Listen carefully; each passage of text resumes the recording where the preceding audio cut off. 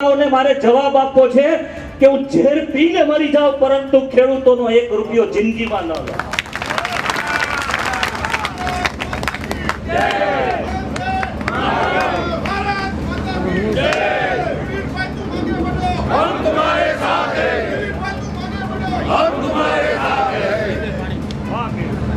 આવા છેતરપિંડી કરનારા લોકો